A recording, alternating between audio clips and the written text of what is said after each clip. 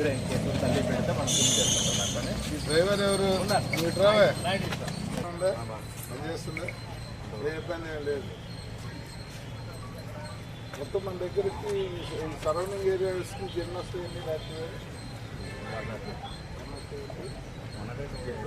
Visit చేసి దాని మీద మాట్లాడమని ఇబ్బంది చెప్పండి. ఇంతవరకు రాలేదు సార్, ఒక 10 నిమిషాలు అటు ఇటు.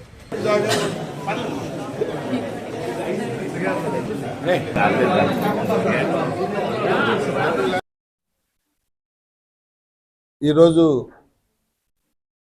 పెందుర్తి హాస్పిటల్ విజిట్ చేయడం జరిగింది. గత కొన్ని రోజులుగా 108, 104 సేవలు పూర్తిగా తగ్గిపోయాయని, 108, 104 వెహికల్స్ అన్నీ కూడా ఆగిపోయాయని, ఆ సర్వీసు భ్రష్టు పట్టించింది ఎన్డీఏ కూటమి ప్రభుత్వం అని చెప్పి జగన్మోహన్ రెడ్డి పేటీఎం బ్యాచ్ విషం కక్కుతా ఉన్నారు. దాన్ని తీవ్రంగా ఖండిస్తూ ఉన్నా. ఒక అవగాహన లేని వ్యక్తి ముఖ్యమంత్రి అయితే వ్యవస్థలు ఎలా కూలిపోతాయో గత 5 సంవత్సరాలు జగన్మోహన్ రెడ్డి మన కళ్ళకు కట్టినట్టు చూపించాడు. వ్యవస్థల్ని కూల్చటం, నిర్దాక్షిణ్యంగా ప్రవర్తించటం అనేది ఆయనకే చెల్లింది. 108, 104 సేవల్ని ఆయన ఉన్న 5 సంవత్సరాలు కూడా చాలా బ్రహ్మాండంగా గతంలో నడుస్తున్న ఆ సేవల్ని ఏమాత్రం అనుభవం లేని అరబిందో సంస్థకి కట్టబెట్టి ఆయన వందిమా గదులకి ఆ వ్యాపారాన్ని అప్పజెప్పి అనుభవరాహిత్యం, గతంలో అంబులెన్సులు అంటే ఏంటో తెలియని ఒక కంపెనీకి కమిషన్ల కక్కుర్తి పడి మీరు చేసే నిర్వాహకం ఏంటో ఈ రాష్ట్ర ప్రజలు చూశారు. రమారామి వాళ్ళ టైంలోనే 300 వెహికల్స్ ఆగిపోతే ఈ ఎన్డీఏ కూటమి ప్రభుత్వం వచ్చిన తర్వాత వెహికల్స్ రిపేర్ చేయటం కానీ, వెహికల్స్ అన్నీ కూడా అప్డేట్ చేయటం కానీ, రిపేర్స్ చేయటం కానీ, సిబ్బందిని పెంచటం కానీ అన్నీ చేసి జీపీఎస్ ద్వారా కంప్లైంట్ రాగానే వెహికల్ జీపీఎస్ ద్వారా ట్రాక్ చేసి ఎన్ని గంటలకు కంప్లైంట్ వచ్చింది, ఎన్ని గంటలకు బయలుదేరింది, ఎన్ని గంటలకు చేరింది, ఏ టైంకి ఎక్కడ ఉందని రియల్ టైం గవర్నెన్స్ ద్వారా జీపీఎస్ ద్వారా ట్రాక్ చేస్తూ వ్యవస్థలన్నింటినీ కూడా అప్డేట్ చేసిన ప్రభుత్వం ఎన్డీఏ ప్రభుత్వం. ఎన్డీఏ ప్రభుత్వం, కూటమి ప్రభుత్వం వచ్చిన తర్వాత అనారోగ్యం పట్టిన ఈ వ్యవస్థని ఆరోగ్య రక్షణ కోసం మార్పు చేసిన విధానం ప్రజలందరూ చూశారు. మరి ఇక్కడ కూడా నేను రాగానే మా డాక్టర్లను అడిగాను, ఈ హాస్పిటల్ ముందున్న 108 కానీ 104 కానీ ఆ సేవలు ఎలా ఉన్నాయని చెప్పి రోగులను అడిగాం.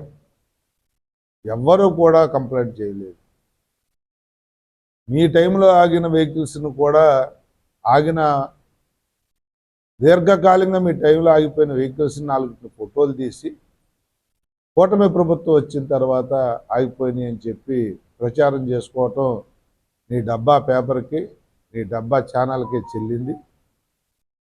ఒకటే చెప్తా ఉన్నాం, రాజకీయపరమైన విమర్శలు కాకుండా ప్రజలకు ఉపయోగపడే విధంగా ఎప్పుడైతే నువ్వు మారుతావు అప్పటి వరకు నిన్ను రాజకీయ పార్టీగానే ప్రజలు భావించరు. కాబట్టే నీకు 151 సీట్లు ఇచ్చిన ఈ ప్రజలు 11 సీట్లకు 5 సంవత్సరాల పరిమితం చేశారంటే ఇంకా సిగ్గుతో నీ ప్రవర్తన మార్చుకోకుండా ఇలాంటి చౌకబారు పేలాపంలో నిందలు మోపడం సబాబు కాదు. జగన్మోహన్ రెడ్డి, నీకు నీ పేటీఎం బ్యాచ్కి మనవి చేస్తూ ఉన్నాం.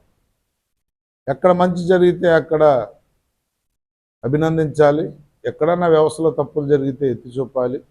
మంచి చేసినా కూడా విమర్శించడం అనేది తగదు అని చెప్పి మనవి చేస్తూ, మరి 104 ద్వారా దగ్గర 41 సేవలు, పరీక్షలు ఉచితంగా చేయటం దగ్గర నుంచి 41 సేవల్ని విస్తరించే దిశగా కూడా ఈ ప్రభుత్వం ప్రయత్నిస్తూ ఉంది. 3 రోజుల క్రితం కూడా ఎర్లీ మార్నింగ్ 6:10కి నాకు ఫోన్ వచ్చి ఒక రోడ్డు యాక్సిడెంట్ అయింది అని చెప్తే నా నియోజకవర్గంలో నేను 108కి ఫోన్ చేస్తే 10 నిమిషాల్లో పేషెంట్ని పికప్ చేసుకుని అరగంట లోపే గాజువాక ఆర్కే హాస్పిటల్కి కూడా చేర్చడం జరిగింది. అంటే జరుగుతున్న పద్ధతుల్ని గమనించకుండా నువ్వు ఇష్టానుసారం మాట్లాడితే ప్రజలు ఏదో నమ్ముతారు, హర్షిస్తారు అనుకుంటే అది చాలా తప్పు. ఎందుకంటే విధ్వంసం చేయటంతో నీ పాలన మొదలైంది కాబట్టి విధ్వంసం మీదే నువ్వు మాట్లాడతావు. జగన్మోహన్ రెడ్డి గారు విధ్వంసం చేయటం మీ పద్ధతులు, దాన్ని నిర్మించటం మా ఎన్డీఏ కూటమి యొక్క పాలన. అవగాహన ఉన్న ముఖ్యమంత్రి, కమిట్మెంట్ ఉన్న ఉప ముఖ్యమంత్రి, కేంద్రంలో నరేంద్ర మోడీ గారి సహకారంతో అనేక మంచి పనులు ఈ రాష్ట్రంలో జరుగుతూ ఉంటే విషయం కక్కుతూ ఉన్నారు మీరు. దయచేసి ప్రజలందరినీ గమనించమని చెప్పి కోరుతా ఉన్నాను. 104, 108 సేవలు బ్రహ్మాండంగా ఉన్నాయి. ఇంకా మెరుగైన సేవల కోసం ఏం చేయాలని హెల్త్ మినిస్టర్తో కానీ హెల్త్ సెక్రటరీస్తో కానీ అందరితో కూడా ముఖ్యమంత్రి గారు దఫాలుగా మీటింగ్ పెట్టుకుంటా ఉన్నారు. త్వరలో ఇంకా మరింత నాణ్యమైన సేవలన్నీ అందించడానికి ఎన్డీఏ కూటమి కట్టుబడి ఉందని కూడా మనవి చేస్తాం.